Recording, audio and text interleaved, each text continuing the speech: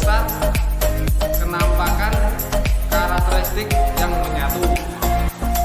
Wilayah adalah suatu kesatuan unit geografis yang antar bagiannya mempunyai terkaitan secara fungsional.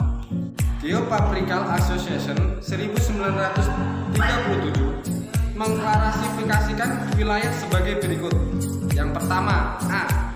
Numeric region, yaitu pergolongan wilayah menurut jenis yang menekankan pada jenis wilayah seperti iklim, tropis, vegetasi, dan fisiografi. Yang kedua, specific region merupakan wilayah tunggal yang mempunyai ciri-ciri geografis tertentu khusus, terutama yang ditentukan oleh lokasi absolut dan lokasi relatifnya. Region, suatu wilayah yang didasarkan atas keseragaman atau keselamatan dalam kriteria tertentu. D. Nodal region merupakan suatu wilayah yang diatur beberapa pusat kegiatan yang saling dihubungkan oleh jalur transportasi antara suatu dan yang lainnya. Materi kedua akan dibawakan oleh Wira Lestari. Kepada Wira Lestari kami persilakan. Tata ruang. Tata ruang adalah wujud struktur ruang dan pada ruang disusun secara nasional, regional, dan lokal. B. Perkembangan dan pertumbuhan wilayah. A. Makna pembangunan wilayah. Makna pembangunan memiliki arti sebuah proses, cara atau pembuatan yang berkaitan dengan perubahan. Pembangunan nasional adalah upaya yang dilaksanakan oleh semua komponen bangsa dalam rangka mencapai tujuan bersama. Faktor yang digunakan untuk mengidentifikasi wilayah pertumbuhan adalah A. Pertumbuhan ekonomi, B.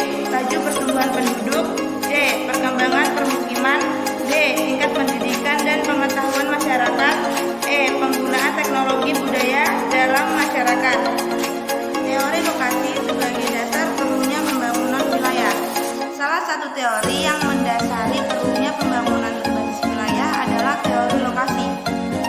Teori lokasi terbentuk karena letak dan persebaran sumber daya dipengaruhi oleh geografi yang unik.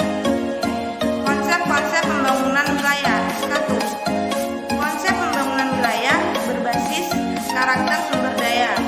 2. Konsep pembangunan wilayah berbasis penata dan ruang. 3. Konsep pembangunan wilayah terpadu yang menekankan kerjasama antar sektor untuk meningkatkan kesejahteraan masyarakat. 4. Konsep pembangunan wilayah berdasarkan klaster atau gugus. D. Faktor penentu pembangunan wilayah. 1. Faktor topografi. 2. Faktor klimatologi. 3. Faktor hidrografi atau faktor kesediaan air. 4. Faktor sumber daya hayati atau tumbuhan. 5. Faktor demografi atau sumber daya manusia. E. Aspek utama pembangunan wilayah. 1. Terdapat pada fakta bahwa faktor-faktor produksi bersifat lokasional. 2. Setiap kegiatan usaha cenderung melakukan pemusatan kegiatan ekonomi secara spesial di lokasi tertentu. 3.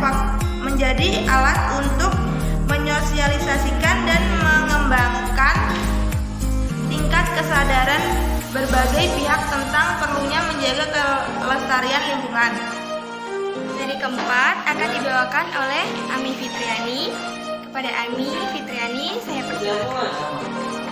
Perencanaan tata ruang nasional, provinsi dan kabupaten atau kota. Perencanaan adalah suatu proses penetapan suatu tujuan dan memilih langkah-langkah yang diperlukan untuk mencapai tujuan tersebut.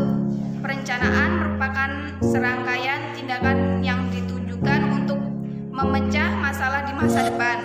Menurut Harshad Baja 2012, terdapat 4 alema dasar perencanaan wilayah, yaitu sebagai berikut.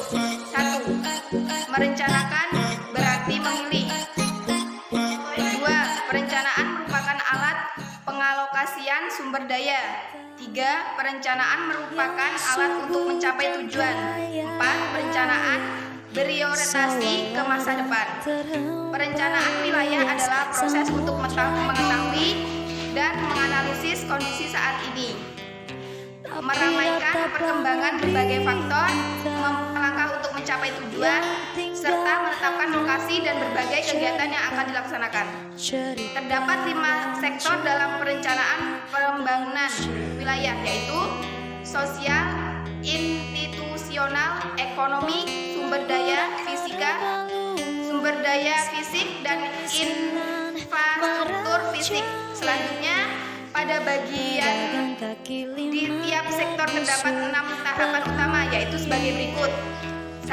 Tahapan pertama yaitu tahapan prarencana, merupakan tahap pembuatan keputusan untuk melakukan perencanaan pembangunan wilayah. Tahap kedua yaitu tahap persiapan, merupakan tahap pembentukan tim yang berisi wakil dari setiap sektor.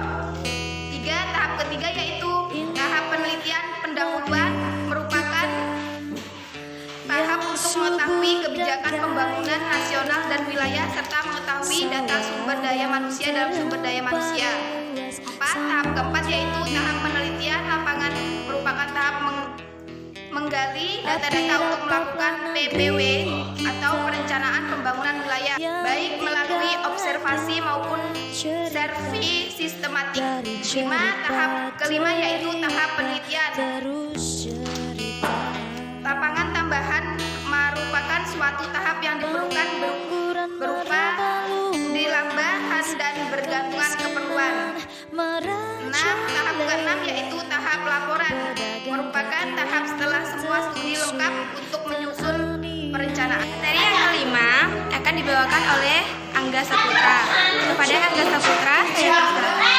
Perencanaan wilayah adalah menciptakan kehidupan yang efisien, nyaman, dan lestari. Manfaat perencanaan wilayah yaitu sebagai berikut. 1. Menggambarkan proyeksi dan berbagai kegiatan dan penggunaan lahan untuk masa yang akan datang. 2.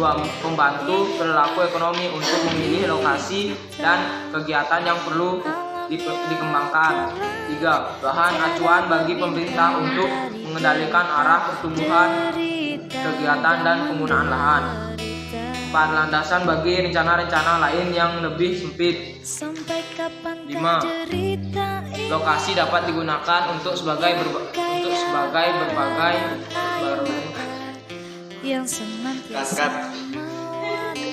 lokasi itu dapat digunakan untuk berbagai kegiatan bidang-bidang yang mencakup dalam perencanaan wilayah, yaitu sebagai berikut.